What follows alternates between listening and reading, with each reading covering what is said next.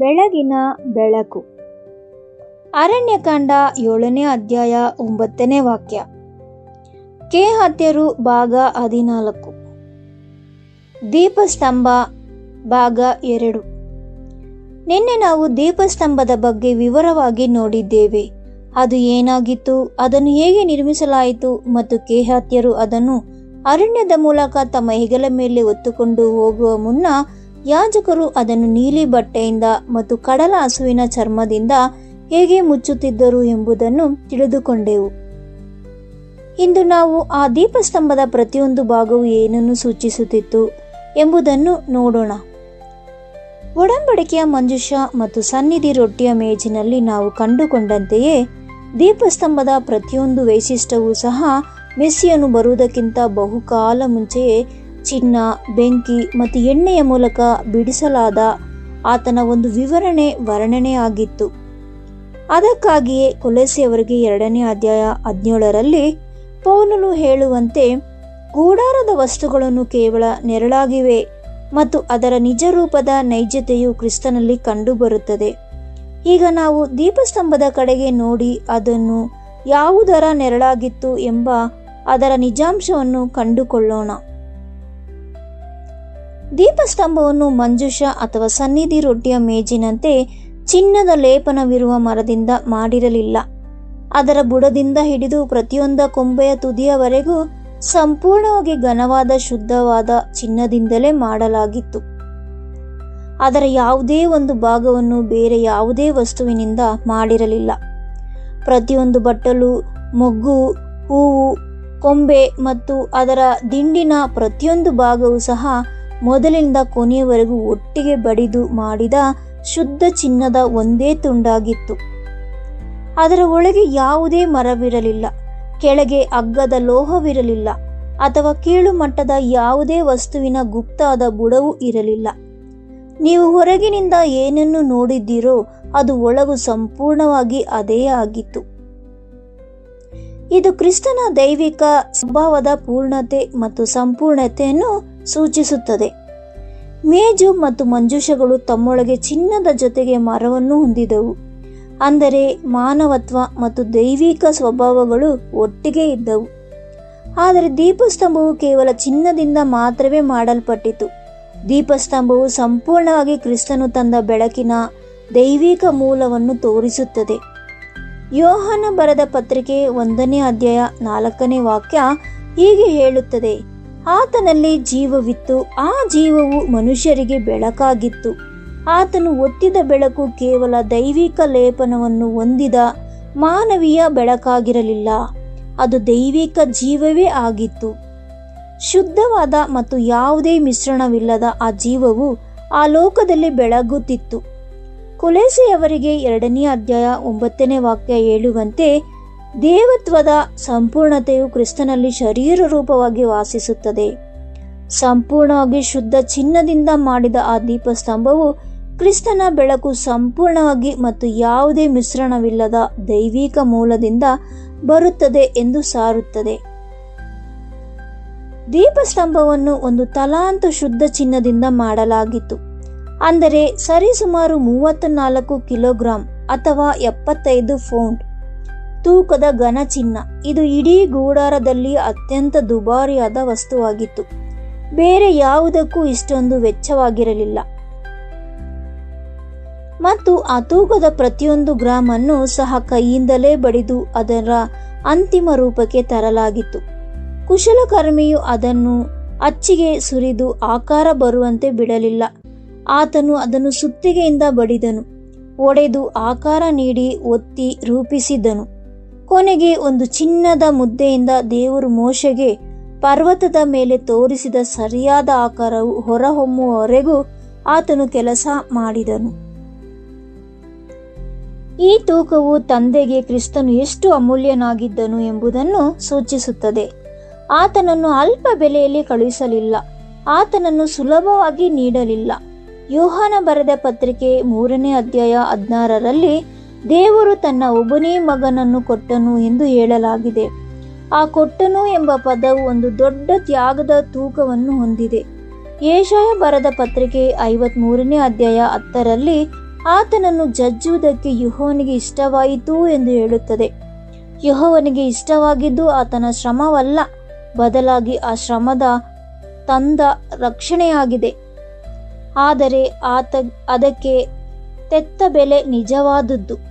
ದೀಪಸ್ತಂಭದ ತೂಕವು ಆ ಲೋಕಕ್ಕೆ ಬೆಳಕನ್ನು ಕಳುಹಿಸಲು ಬೆಲೆಯು ತೂಕವಾಗಿದೆ ಮತ್ತು ಸುತ್ತಿಗೆಯಿಂದ ಬಡಿದುದು ಕ್ರಿಸ್ತನ ಶ್ರಮ ಮತ್ತು ಕಷ್ಟಗಳನ್ನು ಸೂಚಿಸುತ್ತದೆ.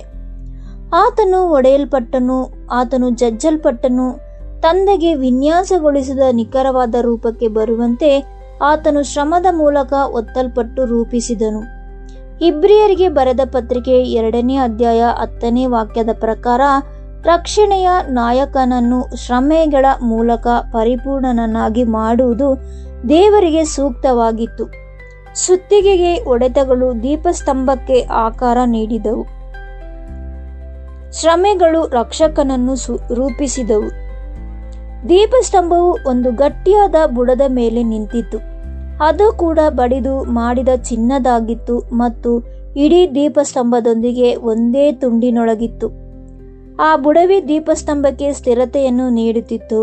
ಯಾಜಕರ ದೈನ್ಯದಿಂದ ಆರೈಕೆಯ ಸಮಯದಲ್ಲಿ ಕೇಹಾತ್ಯರು ಅದನ್ನು ಹೊತ್ತುಕೊಂಡು ಹೋಗುವಾಗ ಮತ್ತು 40 ವರ್ಷಗಳ ಅರಣ್ಯ ಪ್ರಯಾಣದಲ್ಲಿ ಪಾಳೆಯವು ಪ್ರತಿ ಬಾರಿ ಬದಲಾಗುವ ಇಡೀ ದೀಪಸ್ತಂಭವು ನೇರವಾಗಿ ನಿಲ್ಲುವಂತೆ ಮಾಡಿದ್ದು ಈ ಬುಡವೇ ಆಗಿದೆ. ಬುಡವಿಲ್ಲದೆ ದೀಪಸ್ತಂಭವು ನಿಲ್ಲಲು ಸಾಧ್ಯವಿರಲಿಲ್ಲ. ದೃಢವಾದ ಬುಡವಿದ್ದರೆ ಪವಿತ್ರ ಸ್ಥಳದ ಮಧ್ಯದಲ್ಲಿ ಆ 7 ದೀಪಗಳು ನಿಷ್ಪ್ರಯೋಜಕವಾಗುತ್ತಿದ್ದವು. ಈ ಬುಡವು ಎಲ್ಲವೂ ಯಾವುದರ ಮೇಲೆ ನಿಂತಿದೆಯೋ ಆ ಶಾಶ್ವತವಾದ ಅಸ್ಥಿವಾರವಾದ ಕ್ರಿಸ್ತನನ್ನು ಸೂಚಿಸುತ್ತದೆ. 1 ಕೊರಿಂಥದವರಿಗೆ 3ನೇ ಅಧ್ಯಾಯ 11ನೇ ವಾಕ್ಯ ಹೇಳುತ್ತದೆ, ಹಾಕಿರುವ ಅಸ್ಥಿವಾರವಲ್ಲದೆ ಬೇರೆ ಅಸ್ಥಿವಾರವನ್ನು ಯಾರು ಹಾಕಲಾರರು? ಆ ಅಸ್ಥಿವಾರವು ಯೇಸು ಕ್ರಿಸ್ತನೇ. ಯೆಶಾಯ ಬರೆದ ಪತ್ರಿಕೆ 28ನೇ ಅಧ್ಯಾಯ 16ರಲ್ಲಿ ಹೀಗೆ ಹೇಳುತ್ತದೆ, ಹೀಗೋ ನಾನು ಚೀಯೋನಿನಲ್ಲಿ ಒಂದು ಕಲ್ಲನ್ನು, ಅಂದರೆ ಪರೀಕ್ಷಿಸಿದ ಕಲ್ಲನ್ನು, ಬೆಲೆಯುಳ್ಳ ಮೂಲೆಗಳನ್ನು ಭದ್ರವಾದ ಅಸ್ಥಿವಾರವನ್ನಾಗಿ ಇಡುತ್ತಿದ್ದೇನೆ. 7 ದ್ವೀಪಗಳು ಬೆಳಗುತ್ತಿರುವುದು ಕೇವಲ ಅವುಗಳ ಅಚಲವಾದ ಬುಡದ ಮೇಲೆ ನಿಂತಿರುವುದರಿಂದ ಮಾತ್ರ. ಸಭೆಯು ಬೆಳಕು ಮತ್ತು ಪ್ರತಿಯೊಬ್ಬ ವಿಶ್ವಾಸಿಯ ಸಾಕ್ಷಿಯು ಕ್ರಿಸ್ತನ ಮೇಲೆ ಆಧಾರಿತವಾಗದಿದ್ದರೆ ಮಾತ್ರ ನಿಲ್ಲಲು ಸಾಧ್ಯ.